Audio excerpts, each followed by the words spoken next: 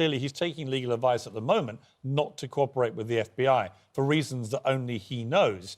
But the implications of him refusing to cooperate this is a very serious investigation.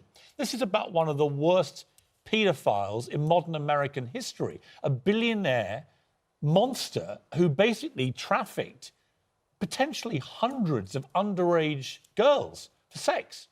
I mean, it doesn't get much more serious. It doesn't, but of course, if you're a lawyer and in the legal village, anybody would be giving the same advice, any competent lawyer would be giving the same advice to Prince Andrew, because there are two cases here. One is, if he's wanted as a suspect, he has a right to silence, and if he's wanted as a witness, he can only go voluntarily. And in those circumstances, they won't be able to compel him to give evidence. And as a consequence of that, yes, there'll be some bad and uncomfortable headlines for a few days. And indeed, people may well think it's morally reprehensible not to cooperate. But he's under no legal obligation to do so. What if he sets foot in the United States again? If he goes to the United States, they could potentially lift him. But of course, he still has state immunity. Princes, potentates, prime ministers and the like have state immunity.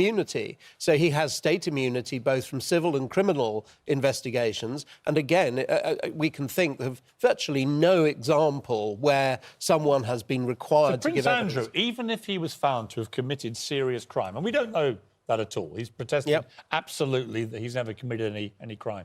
But if it turned out that he had, there was demonstrable evidence that comes out in this investigation, he could not be arrested or charged or convicted of that. There is state immunity. We would have to waive that state immunity for any proceedings to go forward against him.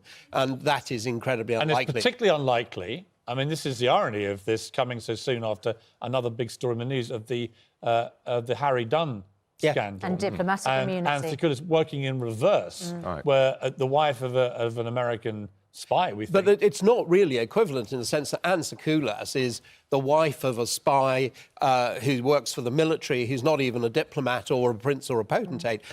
So we get different levels of protection, and he's at the very highest level. And, you know, just sitting here as a lawyer, I would be saying to myself, do I want a second car crash interview, but this time under oath with the cops? And the answer's absolutely no. But if he can't actually be arrested...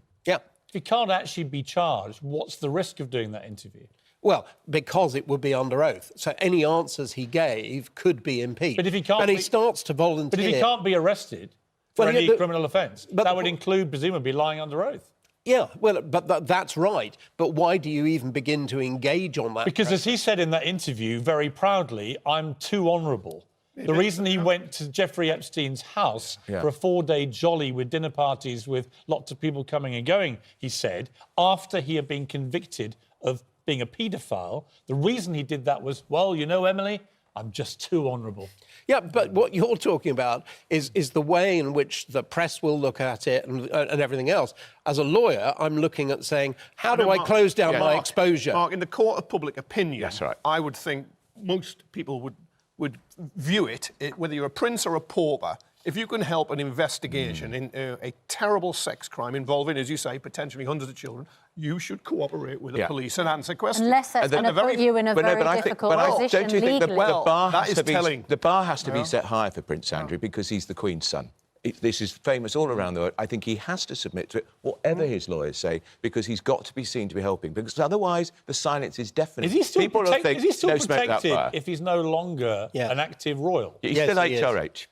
Yes, he still carries that... You see, I would argue that why is he still HRH? We've had all this debate about Meghan and Harry, who keep the titles but aren't going to be able to use them.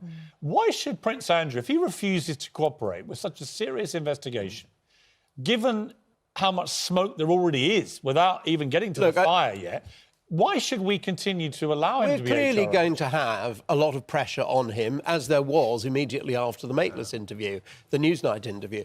But the reality is that the only way to keep him out of this, any chance of keeping him out of this, is by not cooperating. And, of course, the lawyers in America clearly know that. But let me put this another way that's why they've tried to... But, Mark, you're giving a very accurate and insightful legal analysis. As I'd expect, you're a top lawyer. And as you say, you would protect your client. But actually, for a member of the royal family who has got immunity, sometimes the court of public opinion is more important, actually. in the sense that, yeah, you can protect yourself from actually no legal process because you're not going to get arrested or charged. You can protect yourself from an embarrassing interview where you may get into trouble again.